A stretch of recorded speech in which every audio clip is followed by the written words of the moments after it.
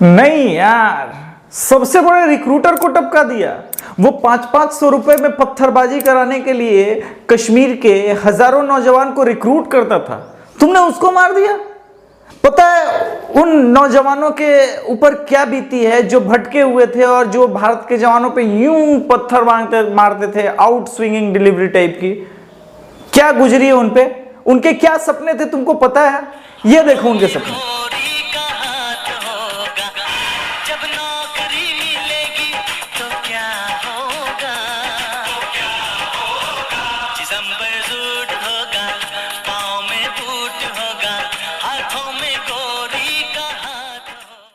अब ऐसे सपनों को तुमने तोड़ दिया, ये तुम्हारी सोच है। कभी तुमको पता है एक जिहादन थी, एक जिहादन के साथ 72 हूरों के ख्वाब थे। उन 72 हूरों के ख्वाब देखने वाला रियाज निक्कू, हलाल टाइप का, मतलब अब तो हराम था, क्या सोचता था वो?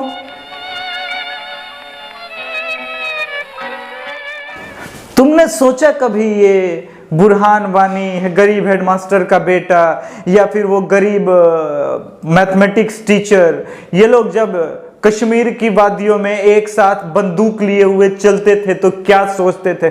बॉलीवुड का भी तो प्रभाव रहा होगा।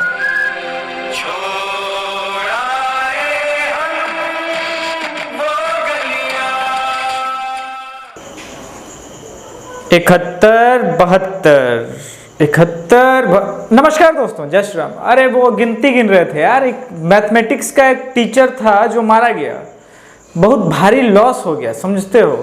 वो इतना शानदार टीचर था जो बता देता था कि अगर AK-47 की जो है फायरिंग 3 राउंड हुई है तो कितनी गोलियां AK-47 में और बची हैं। कमाल का नॉलेज वाला था। आपको पता है कि आपने देश का एक आर्यभट्ट खो दिया? आपको सरकार पे गुस्सा आया या नहीं आया? रियाज नाइकू को मार दिए, हिजबुल कमांडर था, कुछ लोगों को ही तो मार रहा था, मतलब देश के कुछ सैनिकों को मार रहा था, आतंक मचा रहा था, सेव के व्यापारियों को किडनैप कर लेता था, पैसे की हवाला ट्रेडिंग वगैरह कराता था और आतंकवादी बनाता था। सबसे महत्वपूर्ण कार्य तो उसका यह था कि वो अकेला आतंकवादी नहीं था, अपने आसपास के लोगों को ट्रेन करके 72 हूरों तक पहुंचाने के लिए एक पूरा का पूरा एक संगठन वो था अपने आप में। आपने उसको अच्छा रमजान के पाक महीने में हलाल ढंग से नहीं, हराम के ढंग से मार के पहुंचा दिया उसको 72 हूर के पास। बताइए, ऐसे में यूसुफ हो या सलीम जैसे पत्रकार ये क्या लिखेंगे? मैथमेटिक्स के टीचर हैं, ये तो बहुत दुखद बात होगी ना कि एक मैथमेटिक्स के टीचर को इस तरह से आप मार दीजिएगा। बताइए, टेररिस्ट तो बाद में ना बना, ये समझिए कि मैथमेटिक्स का टीचर था। यानी देश ने एक मैथमेटिक्स टीचर ही नहीं खोया। हो सकता है उसके पढ़ाए जाने के बाद कुछ आतंकवादी आर्किमिडीज बनते, नए जनरेशन के न्यूटन बनते और वो सिद्धांत अप्लाई करके बताते कि अगर पत्थर को राइट एंगल साइड से फेंका जाए इतने स्पीड से तो जवानों के हेलमेट को वो तोड़ के उनका सर फोड़ सकती है या नहीं। ये वाला मौका तो खो दिया भारत ने। होनहार युवकों की कमी है, उस पे भी आप व्हाट्सएप पे मैसेजेस स्प्रेड नहीं करने दे रहे हैं कि एक जो है आतंकवादी मारा गया। चलिए हम लोग लाल चौक पे पहुंच के जवानों पे पत्थर मारें और गिने पत्थरों को और मैथमेटिक्स का ज्ञान लें, फिजिक्स का ज्ञान लें।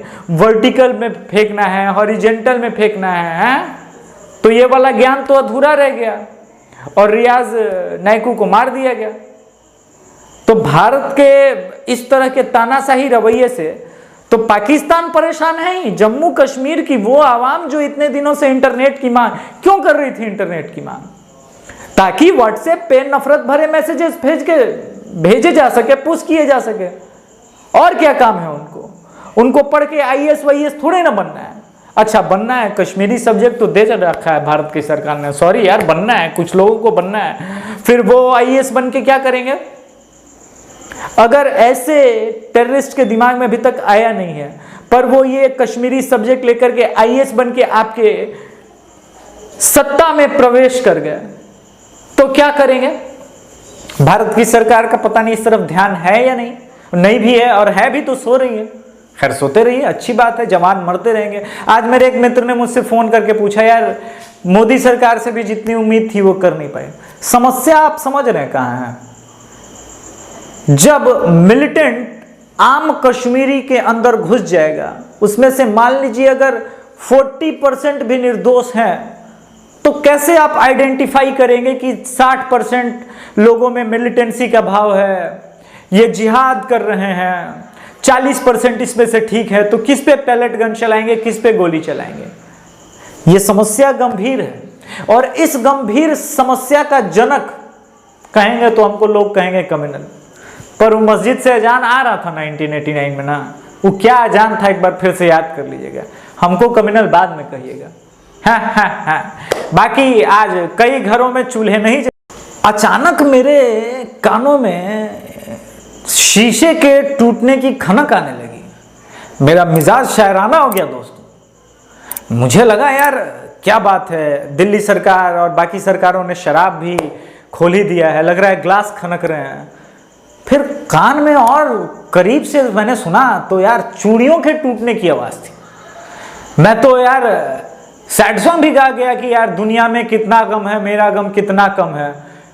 फिर औरों का गम देखा तो इन लोगों का गम देखे तो पता चला कि यार वाकई बहुत गम है।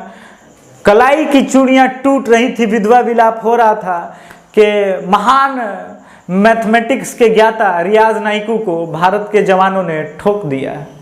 आहा, इस दुखद समाचार को मिलते ही मतलब मैंने सुना जैसे मेरे मन में पता नहीं क्यों एक खुशी की अनुभूति हुई, और जगजीत सिंह की गजल गुनगुना उठे कि अपनी मर्जी से कहा हम अपने सफर के हैं, रुख हवाओं का है जिधर के हम हैं। मगर इस शानदार पत्रकारिता के लिए हमको मैग्सेसे अवार्ड नहीं मिलेगा। जिनको मिलना है वो प्राइम टाइम में बताएंगे कि रियाज नाइकू जैसे मैथमेटिक्स के मरने के बाद भारत को जो अपूर्ण क्षति पहुंची है टैलेंट की, मतलब कई IITian भी बनाए जा सकते थे, मगर उस टैलेंट का जो कमी हुआ है उस पे गहन अध्ययन किया जाएगा। JNU के एक आध एसोसिएट प्रोफेसर को बुला करके हम बात करेंगे प्राइम टाइम में।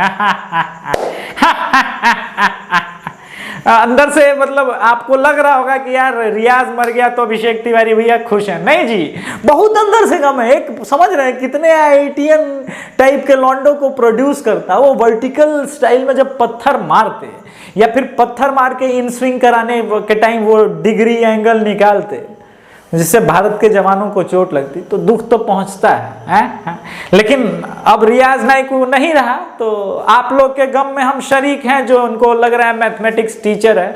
बाकी उनके खुशी से भी हम खुश हैं, लेकिन राहुल गांधी को लगता है कि भाई कुछ गलत हो रहा है। ऐसे लोग जो लगातार कश्मीरी सेपरेटिज्म को हवा दे रहे थे, वैसे पत्रकारों को अवार्ड मिल गया है, तो राहुल गांधी जी खुश होते हुए बोले यस मिला लॉन्डे को अवार्ड, क्या बात है। बता देंगे फ्यूचर में, जैसे यासीन भटकलवा प्रधानमंत्री के साथ मीटिंग करता था। बताइए दुख का घड़ी है, वरना यह संभव था कि 40-50 साल बाद अगर राहुल गांधी की सरकार बन जाती तो आप देखते कि कैसे एक नया डेवलपमेंट होता और रियाज मैथमेटिशियन राहुल गांधी के बगल में यूं खड़ा होता। ये वाला आप फोटो अपॉर्चुनिटी मिस कर दिए। इस दुख में हम आपके शरीक हैं। नहीं, बिल्कुल उर्दू लफ्ज का इस्तेमाल कर रहे हैं, आप लोग समझिएगा। इतना हम दुखी हैं कि मतलब हिंदी कम बोल रहे हैं, उर्दू ज्यादा बोल रहे हैं। अब कितना है आप बताइए, ऐसे मार दीजिएगा। मगर प्रॉब्लम समझिएगा, यहां एक साथ कई मुद्दों पे विपक्ष स्ट्रगल कर रहा है। अब जय भीम वालों को लीजिए, एक दलित बच्ची का MIM लड़का शिद्दत से रेप करने की कोशिश, मतलब रेप ही किया, वो चिल्ला रही थी जय भीम हमको बचाइए, लेकिन कोई सुना ही नहीं। हमको लगा कि कुछ वामपंथी विकासशील टाइप के जो पत्रकार हैं वो इस बच्ची की दर्दनाक चीख सुनेंगे।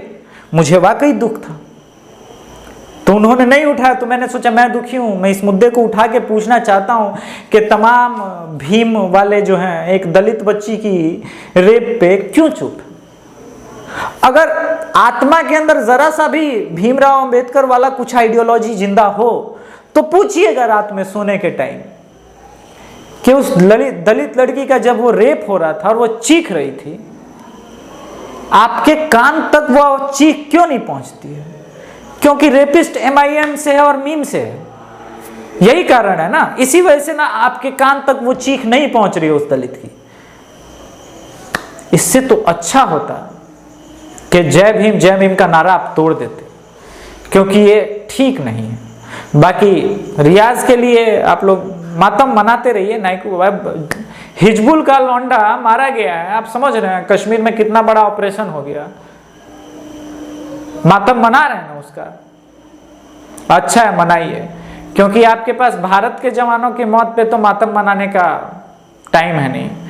आपकी तो बड़ी बड़ी विकासशील पत्रकार तो ये लिख रहे हैं कि भारत की जो फौज है वहां पे एक वार लड़ रही है, युद्ध लड़ रही है कश्मीरी सेपरेटिस्ट के खिलाफ, टेररिस्ट के खिलाफ नहीं।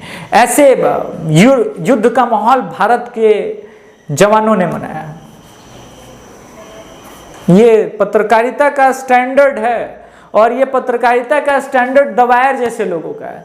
तो दवायर अगर ये लिखेगा तो स्वराज तो लिखेगा ही कि रियाज नाइकू एक मैथमेटिक्स शिक्षक था जो कि मर गया। इससे याद है कि यार ओसामा बिन लादेन भी बहुत अच्छा इंजीनियर था,